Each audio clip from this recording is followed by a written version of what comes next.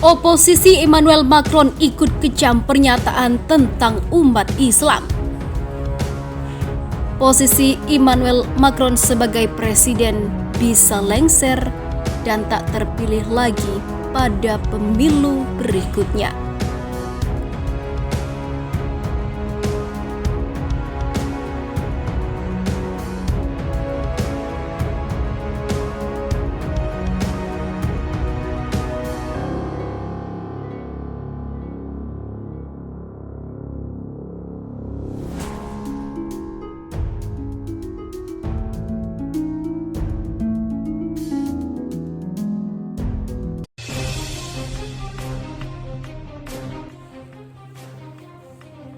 Oposisi Presiden Prancis Emmanuel Macron ikut kecam pernyataan tentang umat Islam.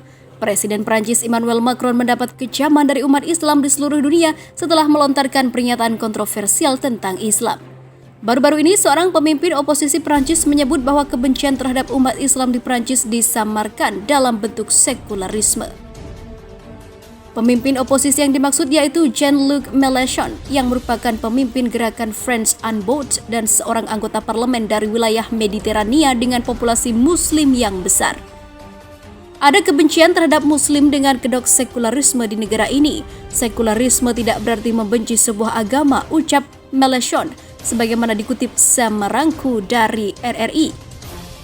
Mélenchon mengungkapkan bahwa umat Islam acap kali dicurigai dan ia menyebut bahwa umat Islam seharusnya lah dihormati. Mengutip dari Anadolu Agency, Mélenchon akan terus mengucapkan hal tersebut kendati banyak pihak tak menyukainya. Mélenchon juga mengungkapkan bahwa metode memerangi hal seperti teror harus diubah. Di sisi lain, Mélenchon telah berhasil mengumpulkan tanda tangan sebanyak 150.000 warga untuk mendukung pencalonannya di pemilihan presiden 2022. Seakan memanfaatkan momen yang ada, Mélenchon buka suara setelah Presiden Perancis Emmanuel Macron membuat umat Islam di seluruh dunia marah karena ucapannya tersebut. Sebelumnya diketahui Emmanuel Macron menyebut Islam sebagai agama dalam krisis dalam sebuah pidatonya yang berujung pada kecaman dari umat Islam sedunia.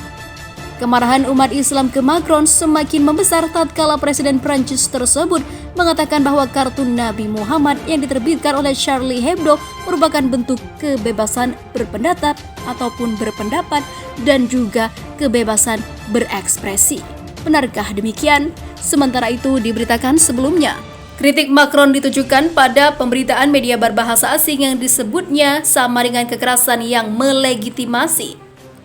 Ketika Prancis diserang 5 tahun lalu, setiap negara di dunia mendukung kami, kata Macron kepada Ben Smith dari The New York Times seperti dilansir AFP. Jadi ketika saya melihat dalam konteks itu beberapa surat kabar yang saya yakin ini berasal dari negara-negara yang berbagi nilai-nilai kita, ketika saya melihat mereka melegitimasi kekerasan ini dan mengatakan bahwa inti masalahnya adalah bahwa Prancis itu rasis dan juga Islamofobia, maka saya mengatakan prinsip-prinsip dasar telah hilang, ucapnya. Dalam kolomnya, Smith mengatakan jika Macron menganggap jika media asing gagal memahami laicite atau sekularisme, pilar kebijakan dan juga masyarakat Prancis. Macron menjadi sorotan akibat sejumlah pernyataan yang dinilai menghina Islam dan menuai kecaman dari negara mayoritas muslim di penjuru dunia, salah satunya Indonesia. Pernyataan Macron hingga saat ini menuai kecaman setelah menyatakan Islam sebagai agama yang mengalami krisis di dunia. Tak hanya itu, ia juga tidak melarang penerbitan ulang karikatur Nabi Muhammad SAW oleh media satir Charlie Hebdo yang menuai kritik. Macron beralasan tidak melarang penerbitan ulang demi mempertahankan kebebasan berpendapat dan juga berekspresi. Sejauh ini Macron berdalih negaranya sedang memerangi separatisme Islam, bukan Islamnya. Ia mengklaim sejumlah media termasuk Financial Times salah kutip pernyataannya dan sejak itu artikel tersebut telah dihapus dari situs surat kabar. Dalam sebuah surat yang ditujukan kepada editor surat kabar itu, Macron mengatakan surat kabar Inggris itu menuduhnya menstigmatisasi Muslim Prancis untuk tujuan pemilihan dan menumbuhkan iklim ketakutan dan juga kecurigaan terhadap mereka. Saya tidak akan mengizinkan siapapun untuk mengklaim bahwa Prancis atau pemerintahnya mendorong rasisme terhadap Muslim, ujar Macron seperti dikutip dari AFP pada Kamis 11 November kemarin. Sebuah artikel opini yang ditulis oleh seorang koresponden Financial Times yang diterbitkan Selasa menuduh bahwa kecaman Macron atas separatisme Islam berisiko mendorong lingkungan yang tidak bersahabat bagi Muslim Prancis. Artikel itu kemudian dihapus dari situs web surat kabar itu dan diganti dengan pemberitahuan bahwa artikel itu mengandung kesalahan faktual. Sementara itu, dilansir dari republika.co.id, sejumlah langkah telah memicu keprihatinan bahkan luapan kemarahan umat Islam. Tak hanya di Eropa, tapi juga seluruh dunia. Dalih kebebasan dianggap sebagai hal yang wajar untuk mengungkapkan ekspresi walaupun harus menyinggung perasaan umat Islam, khususnya di Eropa. Cermati sejumlah lintasan peristiwa dari gambar kartun Nabi Muhammad yang dimuat di harian Denmark hingga pelanggaran menara masjid dan juga cadar yang digunakan oleh perempuan muslim di Prancis. Ada pula film fitnah yang dibuat oleh politikus anti-Islam Geert Wilders. Ada muslim Eropa yang menanggapinya dengan kepala dingin, ada pula yang tidak. Jan Hjarpe, seorang profesor emeritus studi Islam di Lunds University, Swedia Selatan, mengkhawatirkan sejumlah karya termasuk karya seni di Eropa yang kerap kali provokatif itu. Menurut Hjarpe, langkah provokasi melalui beragam karya seni dengan temeng kebebasan berekspresi bisa jadi nantinya dimanfaatkan oleh kelompok Islam ekstrim. Mestinya, kata dia, masyarakat Eropa bisa menahan diri untuk tak melakukan hal semacam itu.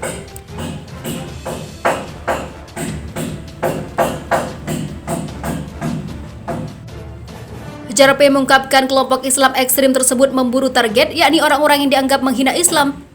Ini seperti yang terjadi pada seniman Swedia Lars Vilks yang membuat kartun Nabi Muhammad pada tahun 2007 lalu.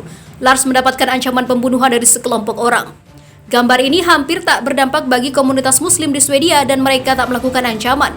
Mereka yang mengancam adalah kelompok ekstrim, katanya, sebagaimana dikutip dari dokumentasi harian Republika dan juga dari Associated Press pada Senin 15 Maret 2012 silam. Tak heran jika Hjarpe berharap pada masa mendatang tak banyak lagi ungkapan seni yang berdalih kebebasan berekspresi dan juga memprovokasi umat Islam. Dengan demikian, kelompok ekstrim tak memanfaatkan hal ini untuk mewujudkan agenda mereka. Vilks seakan tak peduli dengan perasaan umat Islam baik di Eropa maupun seluruh dunia dengan menggambarkan kartun Nabi Muhammad SAW. Ia bahkan menyatakan bahwa apa yang dilakukannya merupakan sebuah ekspresi kebebasan yang mestinya tak dilarang. Dalam sebuah wawancara dengan AP, belum lama ini Vilks mengatakan bahwa ia tak tertarik untuk menyerang Islam, namun dalihnya ia hanya ingin menunjukkan bahwa ia bisa membuat karya seni provokatif tentang beragam topik yang dipilihnya. Ungkapan yang sama dilontarkan Jyllands-Posten. Surat kabar ini menyatakan bahwa dengan memuat 12 kartun Nabi Muhammad merupakan langkah mereka untuk mempertahankan kebebasan dalam berbicara dan juga berpendapat. Dalam kasus cadar di Prancis, cendekiawan Muslim Tariq Ramadan saat berbicara di hadapan panel parlemen Prancis mengatakan bahwa mestinya Prancis tak mempersoalkan masalah cadar yang dikenakan perempuan Muslim. Lebih baik, kata dia, Prancis lebih memikirkan bagaimana Muslim bisa sepenuhnya terintegrasi. Dengan demikian, jelas Ramadan, pemerintah Prancis mestinya lebih fokus pada upaya menyelesaikan diskriminasi terhadap Muslim, misalnya dalam mendapatkan pekerjaan ataupun juga pendidikan. Sementara itu, Pengadilan Negeri Sao Paulo, Brazil melarang film anti-Islam berjudul The Innocence of Muslim pada Selasa 25 September 2012 silam. YouTube diberi tenggat selama 10 hari untuk menarik film yang dimaksud dari lamannya. Demikian bunyi putusan pengadilan. Putusan keluar beberapa jam setelah Presiden Brasil Dilma Rousseff di sidang Majelis Ulama PBB ataupun Umum PBB mengkritik suburnya Islamofobia di Barat. Pihak pengadilan mengabulkan gugatan yang diajukan National Islamic Union, sebuah organisasi Muslim ataupun juga mengadukannya ke Google Inc., perusahaan induk YouTube, sebagai pihak yang menayangkan film. Mereka menilai hal itu ofensif dan juga melanggar hak kebebasan beragama. Sao Paulo, lokasi pengadilan berada, merupakan daerah yang dipadati imigran Timur Tengah. Hakim Gilson Delgado Miranda dalam putusannya menyatakan pihaknya menyandikan kebebasan berekspresi dan juga keperluan melindungi hak individu dari kelompok aksi yang berpotensi menyebabkan diskriminasi agama. Meski demikian, ia menyimpulkan pihaknya melarang sesuatu yang ilegal, yang semestinya tak mengancam kebebasan berpikir dan juga berekspresi. Lalu pada 18 September 2012, Kabinet Rusia menyatakan akan memblokir akses ke YouTube jika laman ini menolak menghapus film yang sama. Para jaksa telah meminta pengadilan di Moskow menetapkan The Innocence of Muslim sebagai materi ekstrim dan juga menyerang pemeluk agama. Menteri Komunikasi Nikolai Nikiforov menyatakan akses ditutup bila Google gagal memenuhi permintaan pengadilan. Kedengarannya seperti gurauan, tetapi karena film ini, YouTube dapat diblokir di seluruh Rusia. Jelasnya dalam akun Twitternya, dia menunjuk pada undang-undang media yang bakal berlaku efektif pada 1 November dan juga dirancang untuk melindungi kelompok minoritas dari para ekstremis dan juga materi berbahaya serta mengizinkan pemerintah menutup akses terhadap sebuah laman.